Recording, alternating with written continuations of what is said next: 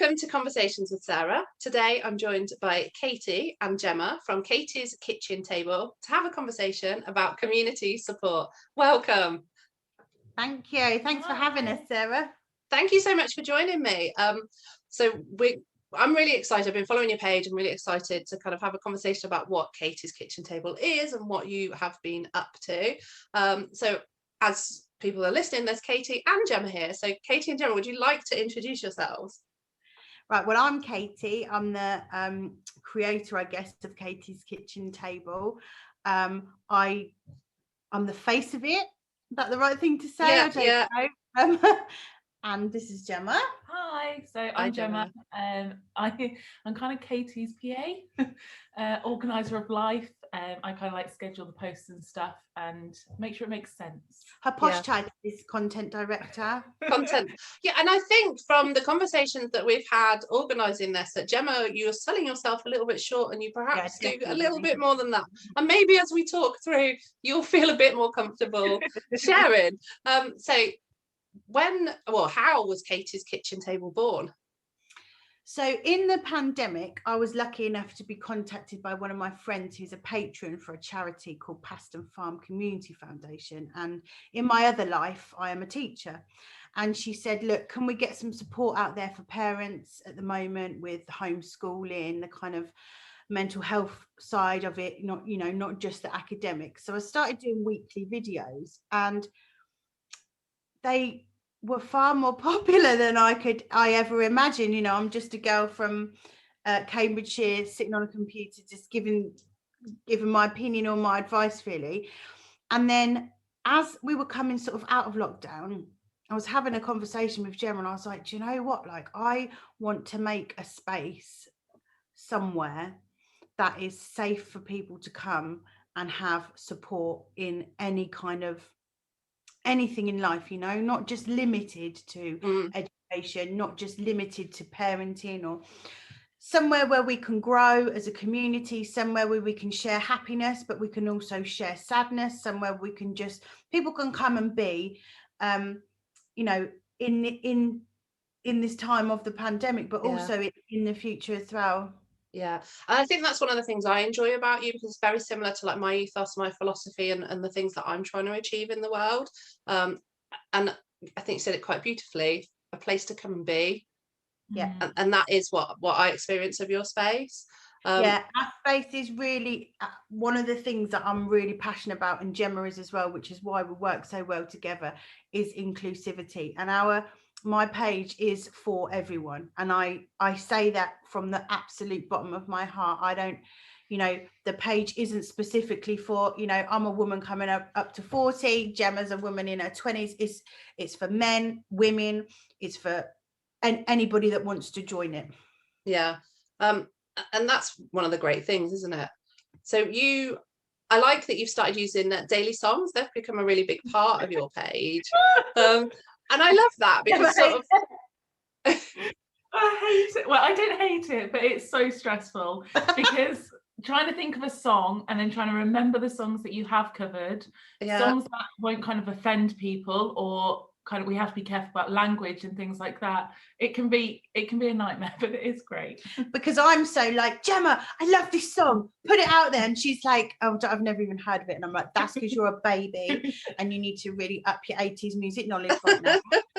But also what's difficult is that sometimes there's things going on in the world that we want to represent. So there's we tend to do a lot of weeks, so themed weeks. So for example, it's just been Mental Health Week, and we like the songs to sometimes represent what we're doing or represent what's going on.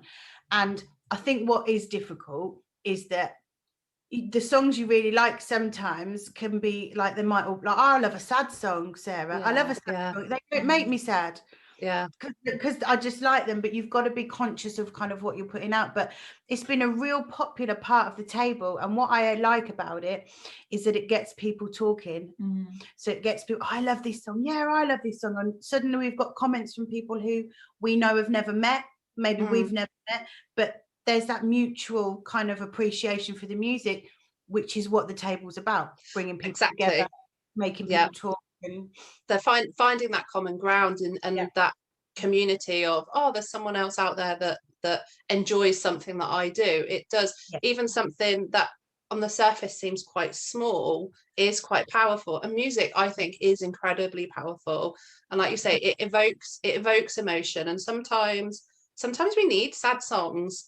Like if we're feeling a bit sad, having that song can really help us tap into what's going on for us. And like you say, there've been some classic kind of dancey, get up and make you feel happy. I'm going to say to all the listeners out there, we are recording this on one of my possible favourite days of the year. It's Eurovision.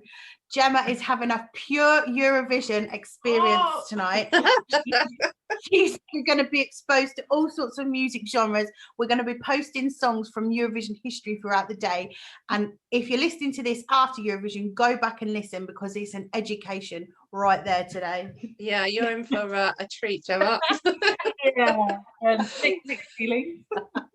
So one of the other segments you've got, which I think is quite a new segment, is Call Katie. Do you want to explain that a little bit? Do you want to explain? So obviously, with Katie being a teacher, a lot of Katie's Kitchen Table started on education and things like that, and mental health in children. And then we noticed within our comments and messages that a lot of people were reaching out and asking us things. It could have been anything. So we thought it would be nice to engage with our following and actually talk about real life problems that are quite taboo. And Jen, so Call Katie formed really. And so once a week, we put someone's question out there and people are able to comment and give their input, which is really nice because people have been really supportive. What sort of things are people contacting you about? So initially people were contacting about education stuff, which is, I can understand, you know, that's probably where they know me most from. But actually, as the weeks have gone on, we've had a parenting issue, we've had a personal health issue about when you laugh and you wee sometimes, because when you get to my age, you pretty much wee every time you laugh. But you know, they're so wide ranging. I mean, tonight we've got one about gadgets. You know, teenager has become kind of it's a crutch, hasn't it, in lockdown, and kind of how to get them off that, you know. But then last week we were talking about the week before that we were talking about co-sleeping. So what we try to do is, when the people message in, we try to pick the ones that we kind of feel that might appeal to quite a lot of people. But also we like to put things out there, like you know, keep talking about don't I, but it's a taboo subject. But let's face it, it's happening to a lot of women, it's happening to a lot of men. It's something that we don't need to be shy about. We don't need to, because if we talk about it, we know it, we normalize it, people get help, lives become better, because that's the ethos of the table as well. So and that's the thing with the community, isn't it, is when you realize that other people are experiencing the things that you're experiencing, it can make it a little bit easier to be going through it, and know that people can signpost you on to places that they've got support. So that sounds like it's a really helpful part of your community. And Jemma is she's mental health trained, so what that gives me is, and another reason why she's so valuable to have on board, is that she gives that kind of professional opinion, you know, that professional side, is where I'll say, I'll just say that this is normal, and we comes out all the time, Jemma, and she'll go, well, actually there are services, and she knows where these places are, she can put the link. So that's another reason why I kind of feel that I needed somebody with that kind of mental health background, because it gives that just another level of support. Yeah, but it's just that nice balance, isn't it, between you very much going, this is my opinion, this is the things that I think, and these are the things that I've experienced, and this is the stuff that I know about from life, but also here is some professional places that you can go and look at. And I think that is a lot what a lot of us need, to be able to kind of connect on a human level, as well as like the services that are out there, because it does make such a difference. Sorry, I think as well, because we're at very two different points in our lives. Like earlier, Katie said she's near 40, I'm 20s. It's nice to get that the younger, isn't it? What you said. Remember, I'm in my 40s too, so you know, and the geriatric point of view as well. Life experience. That's your one, Sarah. like you've got the life experience side, but you've also got the fresh, the new side of it's things. it's those alternate perspectives, isn't it? Yeah, It's I think it helps that you're from different spaces in your life, you're at different times in your life. It means you're able to bring those perspectives in. I mean, I do still remember being a teenager. We're not that ancient. Like that, I promise.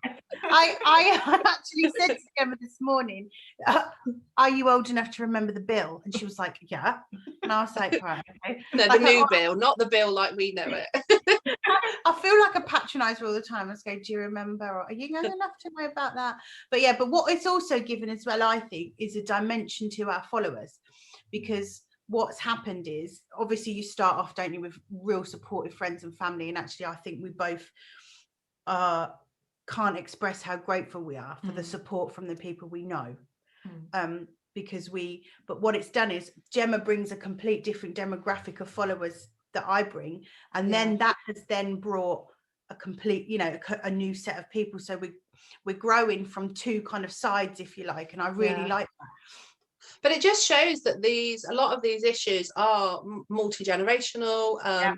It doesn't matter what your background is, where you live, what age you are. We're all impacted and affected by these things on one level or another. And we've all got knowledge and experience to bring in, to offer to other people. And you know what the space is very much about, which is why we connected with someone like you, is that you offer things that we can't. So you know your services that you offer and what you do for kind of mental health, we think is absolutely awesome. So what we then want to do is say to our followers, look, there's people out there like Sarah that signposting, go follow her page. We share a lot of other people's content because we're not about, we know everything, our content. We're about these amazing guys out there who are doing this amazing stuff. Go and tap into that if you need to go, and that's really what it's about as well. It's a space for supporting other people in their journeys of helping other people, if you like. And that's what appealed to me with having you on as guests, because obviously I am a practitioner, I do have my own business and things that I do to work with people, but the podcast for me is getting people on so that other people can hear and get that knowledge and get that understanding and hear those shared experiences. Because as we've talked about, when you realize other people are going through the same things as you and they've used services and they've connected with therapies and it's been helpful, it gives you hope. And I think hope is so important when you are in a space where perhaps hope hasn't been very available. I mean, I go on about this all the time. We have been through what, quite frankly, is going to be the worst part of most of our lives, or we're going through, COVID. We're talking about these effects are going to go on for years and years and years. And I think what else COVID did was it brought to the surface for people issues that maybe they hadn't pushed to the side. I'm busy working, I'm out and about all the time, and the community support and I think is needed now more than ever. Spaces like the table where you can go and be with other people, talk about things, normalize stuff that you're going through. I think now, coming out of the pandemic, is probably even far more important than when we was in it. I completely agree with you, because we've as a community had to stop. A lot of us have had to stop. Some of us have had to work even harder, and that comes with side effects or realizations that life might not be exactly how you want it to be. And I think once you have that realization, or me personally, you want to make changes, don't you? And if you've never looked around for how to make those changes, tapping in with a community, tapping in with a therapist, a practitioner, finding something to help you is so important. Because once your eyes are open to it, it's very hard to go back to, as I say, the rose tinted glasses. They are for surviving, not thriving. Once you've taken them off, you want to thrive. You don't want to just be stuck in a life that you don't want to be in. So what is the future? Free therapy right here, right now. No, it's true. And we put on, one of my favorite quotes ever is Dolly Parton: if you want the sunshine, you've got to put up with the rain. And I've been using that on the table quite a lot, because what we also want to do is we will try to not, you know, I hate the word normal, I need to stop using it, but what we want to do is to say, do you know what, life isn't rosy all the time, life isn't great all the time, but what is great is the support you can get through those you know, those times in life. And you know, we're going through a bit of a tough time at the table, if you don't mind me saying. No, do you mind me saying? Yeah. Do you want to say? You can. Do you mind? So Gemma's fighting womb cancer at the moment, and it's something that we've realised that Jemma wants to share. Yeah, like eventually when the time. Yeah, and that's important, that it's when you're ready as well, not feeling that pressure to kind of share your story until you're ready, because not the same as you, but we've all got stories.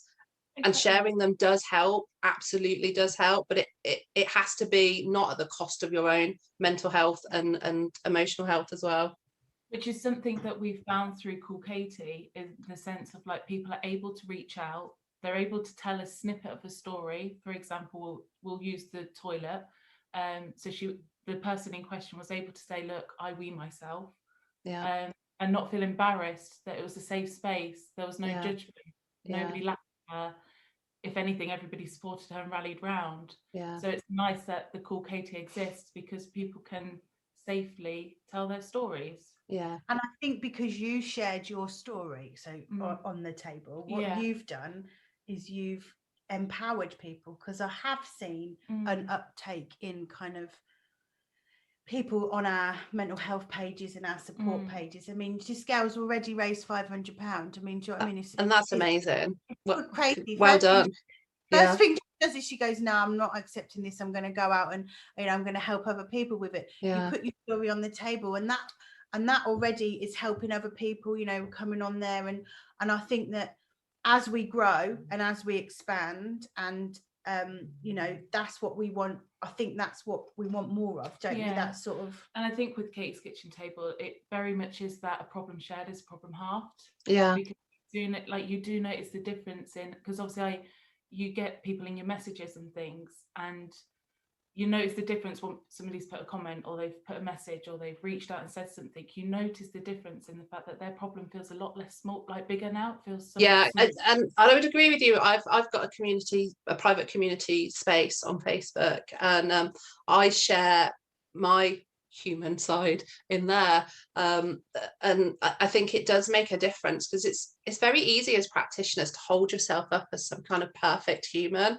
I am not at all perfect, and being able to show your imperfections and share your struggles, let people know where you're at and what you're going through, really does help other people kind of go, yeah, that's happening for me too. And you support each other, don't you? Yeah, and I'll always be grateful that Jemma chose the table to share her story with, because I feel that is a testament to what we are trying to do. And I think as well, it's the raw side of Katie's Kitchen Table that attracts a lot of people. It's the fact that the photos aren't airbrushed, that they're definitely not airbrushed. And like the same with yourself, like the things that you were talking about are so raw, somewhat taboo still, that you don't have a lot of that around. People say to you, don't they, like oh, there's nothing to worry about, but then they won't have a discussion with you on it because they get embarrassed, because all of a sudden you're talking about a wee or a period or whatever example. So it's nice and it's refreshing to have the raw side within Katie's Kitchen Table. And obviously we listen to yourself a lot, and it's nice to hear the rawness, like through the voices of people speaking. Thank you. So what does the future hold for Katie's Kitchen Table? What's next?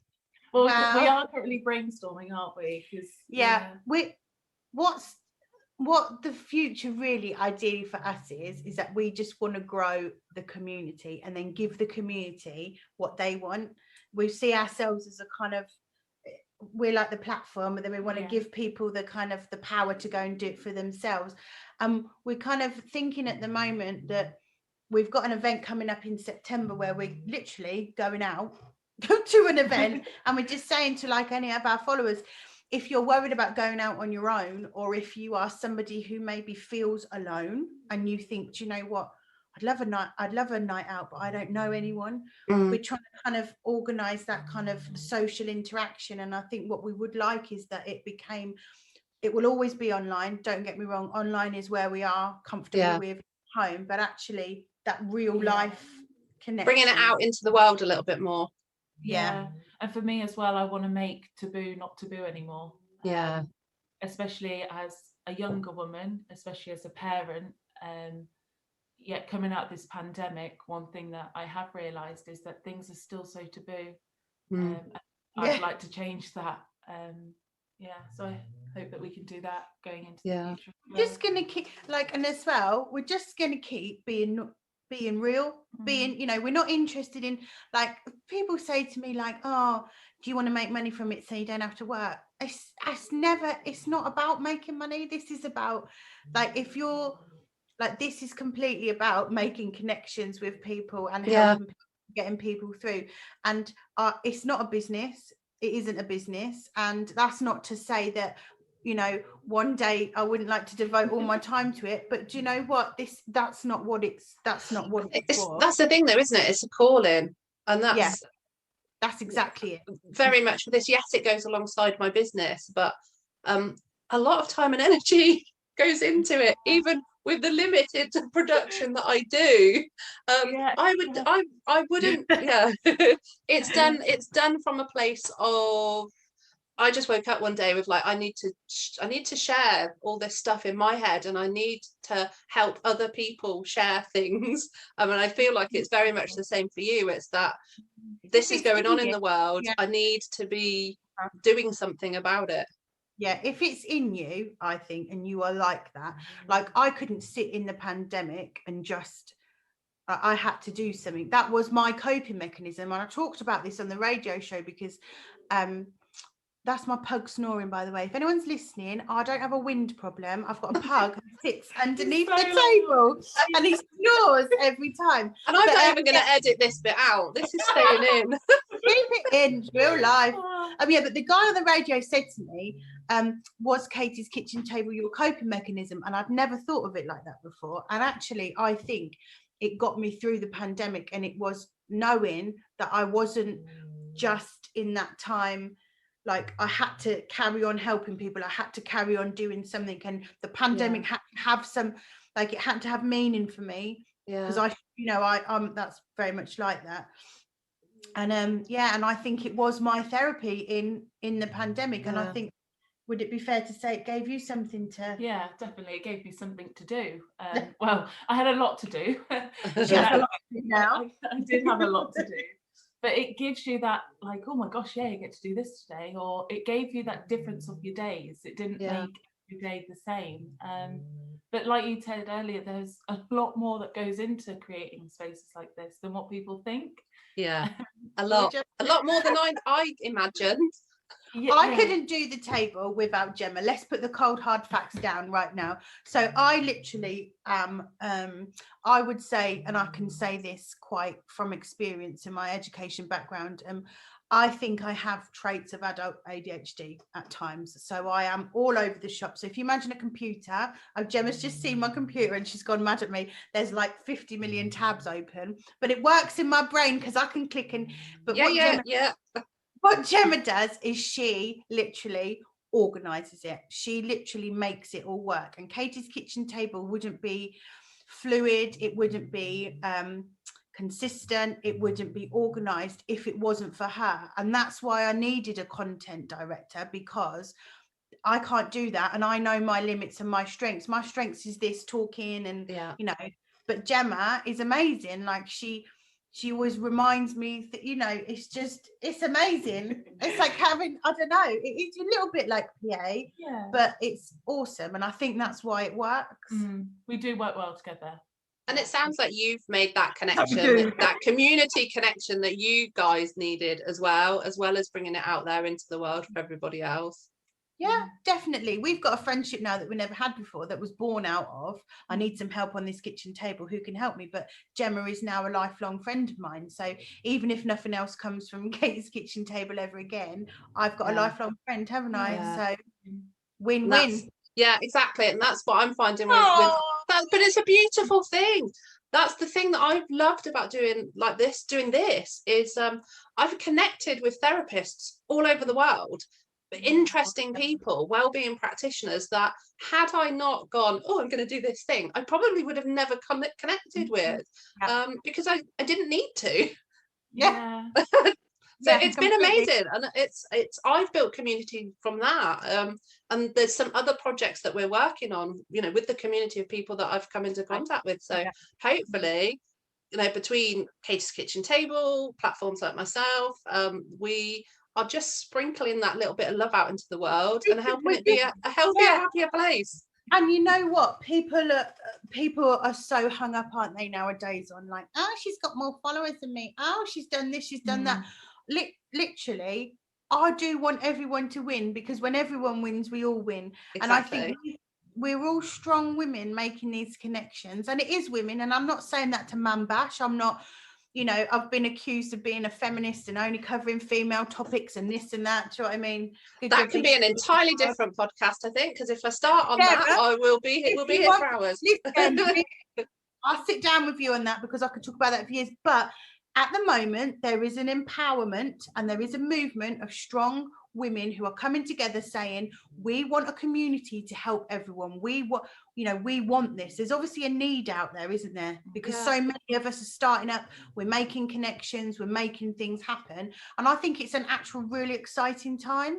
Yeah, well, historically, it took a village to raise a child, and I think that's one of the things that perhaps we realised with everything going online through COVID, people being able to be at home, was actually we can have a village, we can build our tribe. It doesn't have to just be the mums in the school, the people that we work with, the person that we see in the shop every week. We have got an entire world out there that we can connect with, the people that resonate with us, and fill our lives, and we can give to each other that whatever it is that we need. And that tribe, that space, that connection is so important. And I think that's one of the gifts that COVID, that the lockdowns gave us, especially for me with chronic health conditions. It opened the world a little bit more, because everyone else had to kind of occupy my space a little bit more. So it's been, for me, and I feel almost guilty saying it, it's been brilliant. Like, but it's not been. But look, let's not. No one's taken away from the fact that COVID is an absolute beep, and it has absolutely ruined lives, businesses. But what it has also done is, like you said, there has been a positivity from it, because it has unearthed the human spirit that actually maybe we needed. And if someone's never listened to me before, I mean, I do say I absolutely understand that my experience of lockdown has been very different to the people around me, the people that I know, and it doesn't, there has been struggles, there has been things that have been difficult, there have been things that haven't been great, but I like to look at the big picture. And for me, the big picture, it's enabled me to really, really tap into what I want from the world and what I can give to the world. And that's what I'm trying to take away from it all, and not worry so much about the other things that have come along that I have no control over. So sitting and for me, putting my energy into worrying about it, it can't change. I can only change what I can change. And that, I think, is what you guys have been doing, and what I'm trying to do is change what we can. Yeah, definitely, I agree. I concur. Well, this feels like, if it feels okay for you, a good place to bring it to a close. No, lovely. I could talk to you all day, Sarah. It's so easy. I've really enjoyed it. Thank you. I mean, is there anything that you want to leave people with, a message for them to ponder on? Is there anything you feel we've missed, or do you feel we've covered it all? I think I just as well want to say thank you, though, to the people that do follow our page so far, and thank you to those that may listen to this and then come and follow us, because without them, we in that sense wouldn't continue to do what we do every day. And obviously, thank you to Katie in that sense, and thank you to yourself, because it's women like you that are making the world a little bit shinier. And you, Jemma. And yes, you. Jemma. And you. And you too. Okay, like, so just all pat ourselves on the back, and like, I'm going to take you for some confidence boosting sessions now. But no, definitely thank you. And listen, please give us a follow, because if you do give us a follow, what that means is that we can help you, we can draw on your experiences, and we can just grow this community. So thank you. At Katie's Kitchen Table. At Katie's Kitchen Table. I always get it wrong. At Katie's Kitchen Table, Facebook Katie's Kitchen Table. We've got YouTube. I know Sarah's going to share it, or Jemma always tells me I've got to get it in at the end, so I've tried to do it there. It's fine. Thank you so much for joining me today. Thank you. Bye. For people that are listening, I hope you've enjoyed today's episode. To connect, find out more about me and my guests, follow at SRTT Podcast on Facebook and Instagram. And I'll be back next Wednesday with a new guest. And until then, stay curious and be kind to yourself. Thank you.